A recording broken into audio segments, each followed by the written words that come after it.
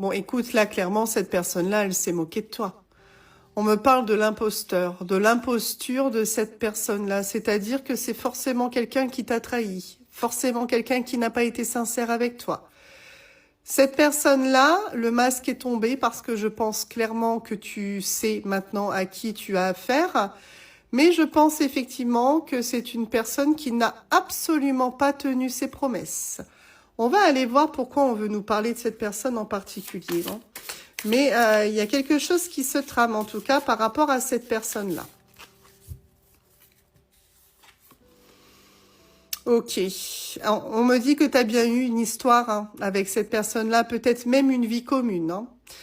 On voit que cette personne, elle t'a paru très sécuritaire. C'est-à-dire que franchement, cette personne, elle a tout donné sur le fait qu'elle savait ce qu'elle voulait.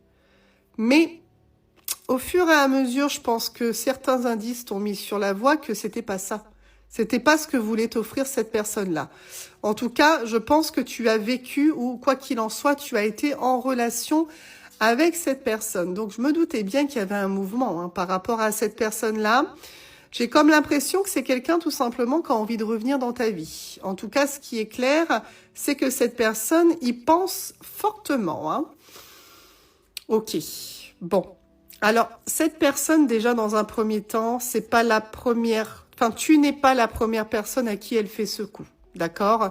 C'est une forme de dépendance que cette personne a à porter un masque, d'accord? Seulement, ce qu'on nous dit également ici, c'est qu'il y a aujourd'hui une dépendance amoureuse du côté de cette personne, de cet imposteur. C'est-à-dire qu'on a quelqu'un qui s'est pris à son propre jeu ici. Hein. En fait, cette personne, elle t'a pas bien traité. Mais l'éloignement lui a fait comprendre qu'elle était encore accrochée à toi, cette personne-là. Là, il y a un revirement de situation par rapport à lui ou à elle. Hein. On me dit qu'il y a de gros doutes hein, dans la tête de cette personne parce que je pense que c'est quelqu'un qui est bousculé dans ses habitudes.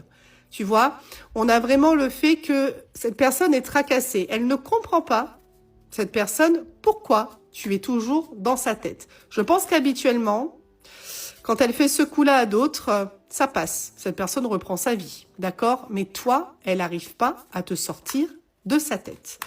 Et du coup, ben, y a beaucoup de doutes qui émergent. Hein. Tu vois, on me dit que finalement, la perte de la relation avec toi est dévastatrice. C'est-à-dire que cette personne qui habituellement se remet très bien de ses histoires ne se remet pas de la vôtre. Là, c'est compliqué pour cette personne-là. En plus, elle n'arrête pas de voir des choses. Cette personne, elle n'arrive pas à t'oublier parce qu'il y a plein de choses qui la ramènent forcément à toi. Il y a énormément de synchronicité par rapport à toi dans la vie de cette personne-là. Tu vois, c'est quelqu'un qui tourne en rond.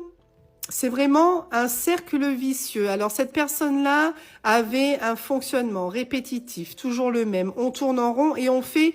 J'ai envie de dire un petit peu les mêmes crasses à chaque fois, d'accord?